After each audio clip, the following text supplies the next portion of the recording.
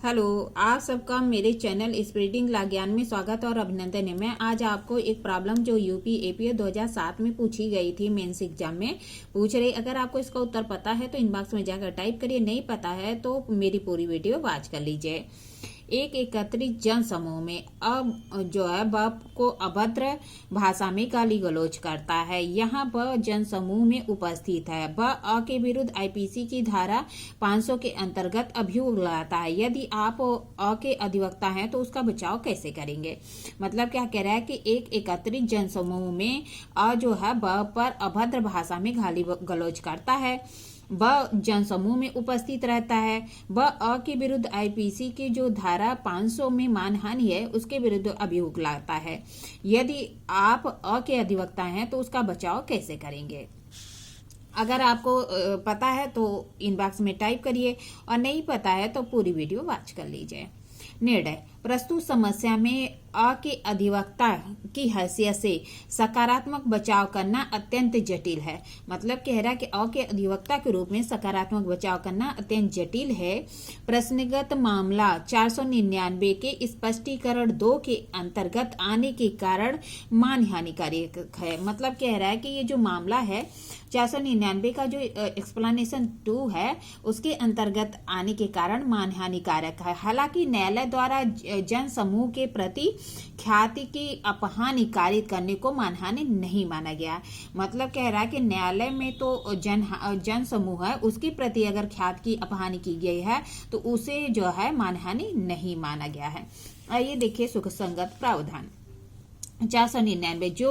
जो कोई व्यक्ति किसी व्यक्ति के बारे में, मतलब कह रहा है कि अगर कोई व्यक्ति किसी अन्य व्यक्ति के बारे में शब्दों द्वारा जो बोले गए, जो पढ़े गए, बोले गए संकेतों या दिशरूपणों द्वारा, मतलब कह रहा है कि शब्दों द्वारा जो कि या तो पढ़े गए हों, बोले गए हों, संकेतों या दिशरूपणों द्वारा कोई लांछन इस आशय से लगाता या प्रकाशित करता है कि ऐसे लांछन से ऐसे व्यक्ति की ख्याति या प्रतिष्ठा को हानि की जाए, या यह जानते हुए या विश्वास करने का कारण रखते हुए लगाता या प्रकाशित है कि ऐसे लांछन से ऐसे व्यक्ति की ख्याति की अपहानिकारित होगी।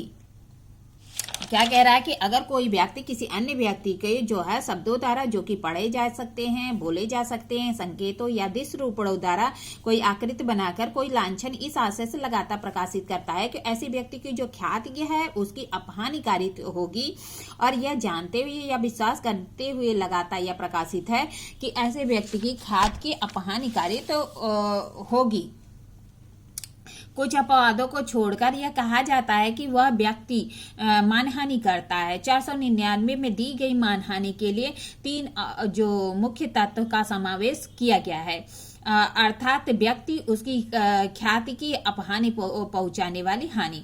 मतलब क्या कह रहा है कि जो 499 है उसके अंतर्गत अपराध के लिए कुछ आवश्यक तत्वों का समावेश किया गया है। देखिए आवश्यक तत्व क्या क्या है।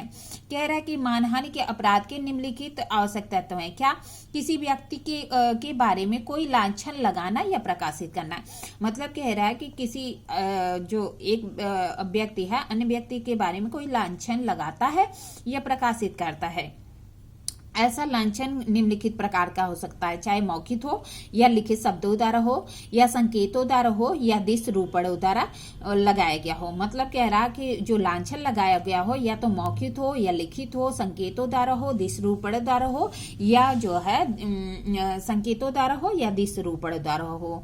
ऐसे लांछन इस आशय से लगाया गया हो कि जिस व्यक्ति के प्रति लगाया गया है उसकी प्रतिष्ठा की अपहानि करेगा, या यह जानते हुए या विश्वास करने का कारण रखते हुए लगाया या प्रकाशित किया जाता है कि ऐसे व्यक्ति की अपहानिकारित होगी जिस पर कि वह लगाया गया है। मतलब क्या कर रहा है, पहला कह रहा है कि किसी व्यक्ति के बारे में कोई लांछन लगाया गया हो या प्रकाशित किया गया हो। दूसरा कह रहा है कि ऐसा लांछन मौखिक, लिखित, संकेतों या दिशरूपणों द्वारा हो। तीसरा कहता है ऐसे लांछन लगाए जाने का या आशय हो कि ऐसे अन्य व्यक्ति की जो जिस पे लगाया गया है उसकी अपहानि होगी, या यह जानते हुए ये विश्वास करने का कारण रखते हुए लगाया या प्रकाशित किया जाता है कि ऐसे व्यक्ति की ख्याति की अपहानि होगी। मानहानि के लिए दंड।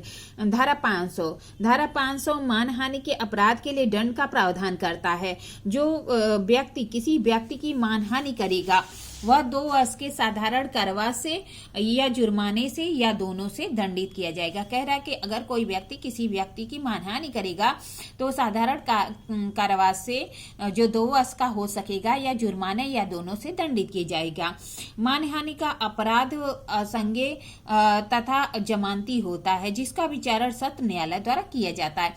मानहानि का जो अपराध है वह असंज्ञेय और जमानती होता है और उसका विचारण सत्र न्यायालय द्वारा किया जाता है। आइए देखिए सुसंगत वाद। एमपी नारायण पिल्लई बनाम एमपी चाको का मामला है 1956 का, केरल का। कि वाद में निर्णित किया गया कि किसी संघ अथवा व्यक्तियों के समूह पर लगाया गया लांछन तभी मानहानि कारक होगा यदि ऐसे लोग निश्चित व्यक्ति हो। मतलब कह रहा है कि अगर कोई लांछन किसी संघ पर या व्यक्तियों के समूह पर लगाया गया है तभी मान का हानिकारक होगा जब ऐसे लोग निश्चित हो।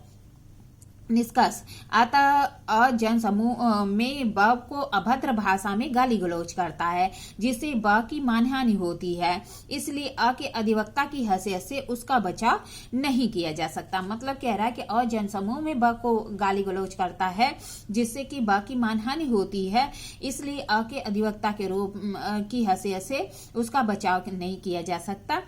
इस तरह मैंने आपको प्रॉब्लम बताई, प्रॉब्लम का सॉल्यूशन बताया। ऐसी अच्छी अच्छी प्रॉब्लम के लिए मेरा चैनल सब्सक्राइब करिए, लाइक और कमेंट करिए। ठीक है, धन्यवाद, थैंक यू।